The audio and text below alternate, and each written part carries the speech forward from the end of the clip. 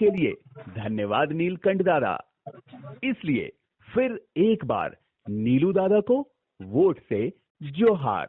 तो याद रखिएगा, आगामी 13 तारीख को क्रम संख्या 2 कमल छाप पर बटन दबाएं और नीलकंठ सिंह मुंडा को विजय बनाएं। धन्यवाद। नमस्कार दोस्तों, आप लोग का फिर से एक नए वीडियो में स्वागत है। मैं हूं समीर मुंडा और आप हैं मेरे साथ में आज के इस टॉपिक पर चर्चा करने के लिए कि आखिर भारत की सबसे बड़ी आईटी सेल वाली पार्टी बीजेपी झारखंड विधानसभा चुनाव 2024 में बुरी तरह से क्यों हार गई। तो आज के इस वीडियो में हम चर्चा करेंगे। आखिर चर्चा का विषय इसलिए बन जाता है क्योंकि भारत की सबसे बड़ी आईटी सेल वाली पार्टी जो है बीजेपी। तो दोस्तों, बिना किसी देरी किए हुए आज की इस वीडियो को शुरू करते हैं। आप लोग शुरू से अंत तक बने रहें।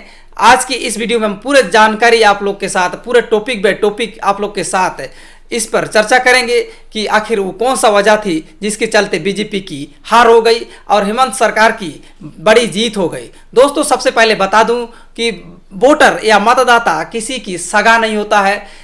वो किसी पार्टी से कोई मतलब नहीं रखता है, वो सिर्फ योजना देखती है। अगर मतदाता को लगता है कि सरकार योजना अच्छा ला रही है तो सरकार दोबारा बनती है। अगर सरकार योजनाओं का विस्तार लोगों तक नहीं पहुंचा पा रही है तो सरकार बदल जाती है। तो राजनीति का सबसे बड़ा खेल योजना का है। योजना अच्छा आता है तो सरकार दोबारा बनती है, दोबारा जीतती है। अगर योजना लोगों को नहीं पसंद आता है तो सरकार गिरती है। तो दोस्तों, हेमंत सरकार में वो कौन सा योजना था जिसके चलते हेमंत सरकार इस बार सत्ता में दोबारा आई है। दोस्तों, जब 2019 में हेमंत सरकार बनती है तो एक योजना चलाया जाता है, झारखंड कृषि ऋण माफी योजना।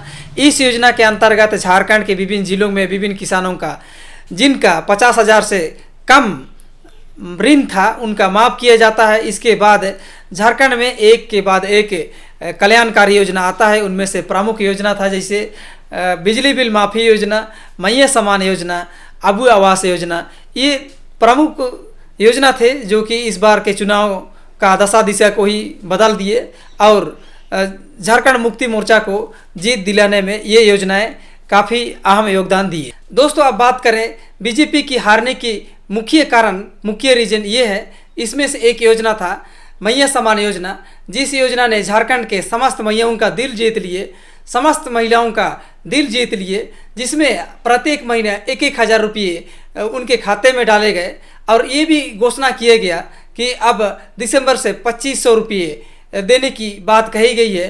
जबकि बीजेपी ने भी इसके टक्कर में एक गोगो दीदी योजना निकाली थी जो कि चुनाव जीतने के बाद 2-2 हज़ार रुपये देने की बात कहा गई थी। लेकिन जनता ने इसे एक कॉपी पेस्ट के तौर पर देखा, इसलिए इस पर विश्वास नहीं किया गया।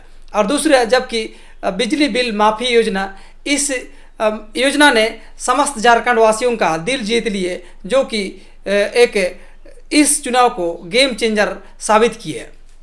दोस्तों, अब अबू आवास में भी कई लोगों के घर बनाए गए जिन लोगों का घर रहने के आवास नहीं थे उन लोगों का घर बनाया गया। इस प्रकार से, और जब चुनाव से पहले चुनाव प्रचार में भी कल्पना सोरेन और हेमंत सोरेन ने जमकर गांव-गांव जा कर के, हर एक जिलों में जा कर के खूब प्रचार किए। ये भी एक कारण हो सकता है जेएमएम को जीतने का और बीजेपी के हारने का। अब जब बात आती है खूंटी और तोरपा से बीजेपी की हारने की, तो आप लोग को पता है कि 2016 में एक सीएनटी एक्ट संशोधन बिल पारित हुआ था जिसके विरोध में अनेकों आदिवासियों को देशद्रोह का केस लगा करके जेल में डाला गया था। अभी भी ये हम आदिवासी लोग नहीं भूले हैं और ना कभी भूलेंगे। दोस्तों, जब 2019 में हेमंत सरकार बनी तब इन लोगों का बेल दिया गया। ये भी एक कारण हो सकता है कि इस बार जेएमएम की सरकार की जीत हो गई और ये मैं कह सकता हूँ लोगों का विश्वास नहीं जीता लेती। अब खूंटी और तोरपा विधानसभा से चुनाव जीतना नामुमकिन है। दोस्तों, आज के वीडियो में बस इतना ही। मैं समीर मुंडा आप लोगों से विदा लेता हूँ। नमस्कार।